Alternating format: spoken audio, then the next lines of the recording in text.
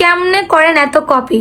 Copy করতে মানি important, copy করতে যোগ্যতা ইম্পর্টেন্ট, কপি করতে লেভেল ইম্পর্টেন্ট।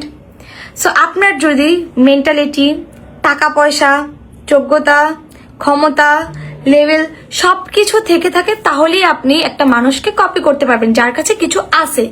বাট আপনার কাছে যদি টাকা পয়সাই না থাকে, যেমন আপনি আমার হচ্ছে এই সুন্দর হারটা, এই কানে দুলটা চাইলে আপনি কপি করতে পারবেন না যদি আপনার কাছে টাকা পয়সাই না থাকে।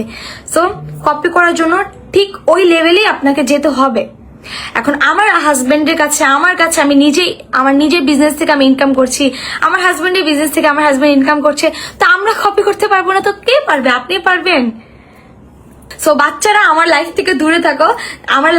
আমার হচ্ছে এই লাইফটা শুধুমাত্র ওইসব আপুদের জন্য যারা হচ্ছে একটু ম্যাচিউর, যারা হচ্ছে আমাদের পেজ থেকে weight gain, weight loss, dress, cream সেগুলো নেয়। সো বাচ্চারা, তোমাদের জন্য আমার পেজে কিছুই নেই। তোমরা কি কারণে আমার পেজে আসো উল্টা পুল্টা কমেন্ট করো যেখানে তোমাদের নাক টিপলে দুধ পড়বে?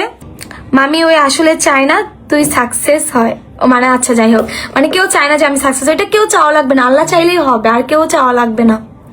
মিস দিয়া, মানুষকে বাস দেওয়ার জন্য বসে থাকে কিন্তু কারো কথা কান দেয় না। একদমই না আপু, একদমই না। তারা তাদের মতো বাস রেডি করুক, কারণ ইন ফিউচার মেবি আসলে আমাদের বাস লাগতে পারে না।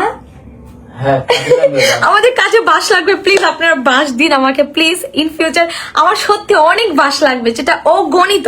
দেখবেন আমি প্রতি বছর অ্যানিভার্সারিতে হয়তো একটু বউ সাজার মতো কিছু করি অথবা ঘুমটা কিছু করি।